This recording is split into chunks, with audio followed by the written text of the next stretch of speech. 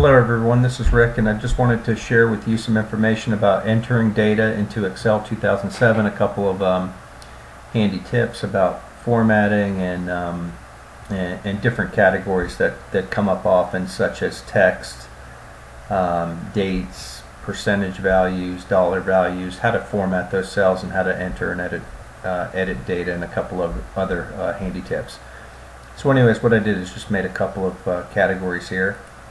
And if you'll notice, I'm going to expand this column a little bit, but here in column B, if I click in this first cell in B1, if I want to look at the format of that cell, I can right click it and choose, let go of the right mouse button when you do that, scroll down, click format cells, and you'll notice the category is general. There's other categories here. If you wanted to, you could change it into a number, currency, a date, percentage, whatever the appropriate formatting is. So here's alignment if you want to move things around, and we'll show you that a little bit later. So anyways, under item name, I'm going to go ahead and type in item name as widget. The date, you notice it was just general formatting, but what I've done is, or what happens is, if I put in today's date, which is February 5th, 2010, I hit return, you notice it put it in a date format. You'll notice on this one here, if I go back and look at the format cells, it's still under the general category. If I go under this cell, B2, where I typed in a date, you'll notice it changed it to a date format. And you can change it to whatever format you would like. So you see this one listed as month, day, year, and it shows you a little sample here. So let's assume that I want to change it to the day with the, spelled out like that. And you'll notice I got the hash marks here.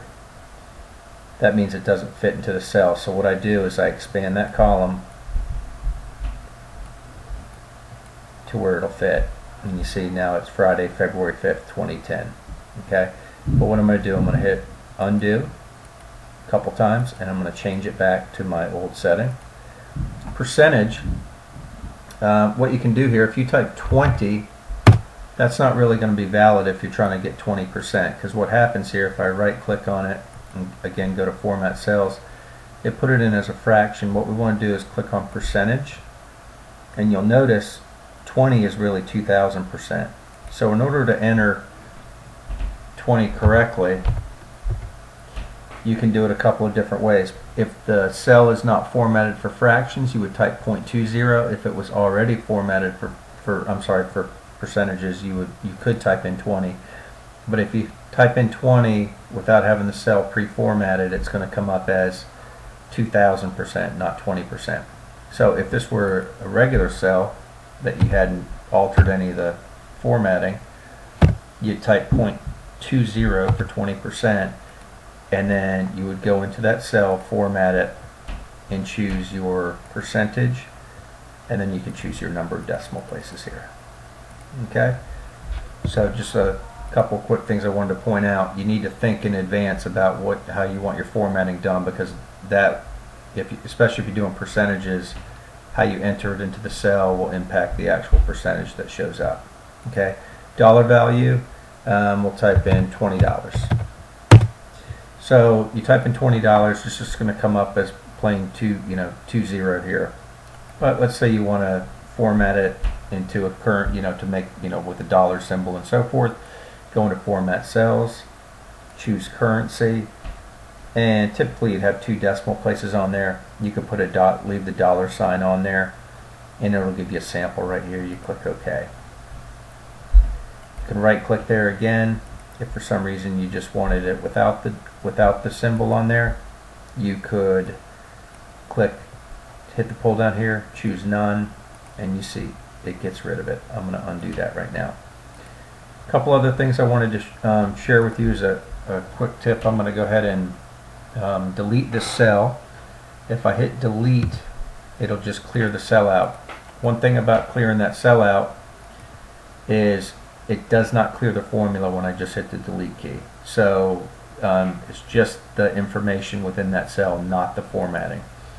So what I'm going to do is, under date, I'm going to show you a shortcut here that you can do, which is hold down the control key with your cursor in your cell highlighted, hold down the control key and hit semicolon, and it will auto-populate it in there for you automatically. Of course, it's going to pull that from your computer's date. Also, if you want to do the time, you can do control, then hold down the shift key at the same time, and then hit the semicolon, and it will put the time down. Okay, so just a couple quick tips there. Some other things I want to share with you is by default you'll have auto fill in. Anyways, or autocomplete, I'm sorry. So if I start typing WIDGET, oh, it didn't work for some reason. There, it worked that time. You see where I typed widget again, I just had to type W and it recognized that was the only word that had already that it recognizes, so it will autocomplete for you. So that's one thing. Another thing I wanted to share with you, and then one more thing is, again, I wanted to go over like the auto capabilities of filling in patterns, right? So if I put, oh, I formatted that as a date before, so I'm going to put it down here. I'm just going to start here counting column G, 1, 2, 3. I can highlight those, hold down my left mouse button, click on this cell, drag it down to this one.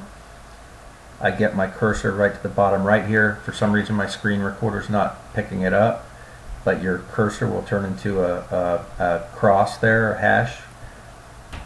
Hold down the left mouse button and just drag down. You can drag it as long as you want to, right? So I'll make it go to 15. I'll go ahead and just clear that out.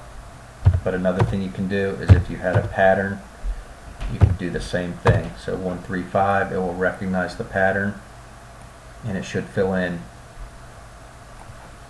automatically, right? Same thing goes for months.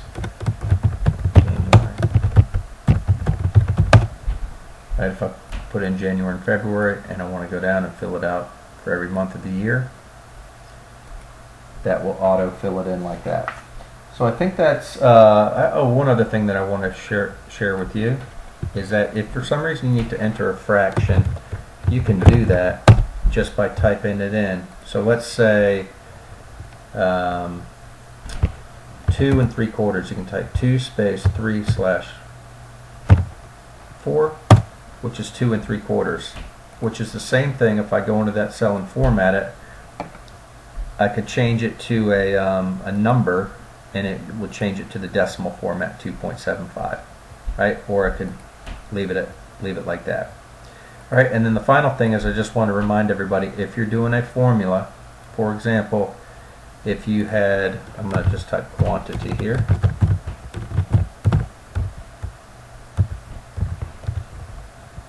Formulas always start with the equal sign.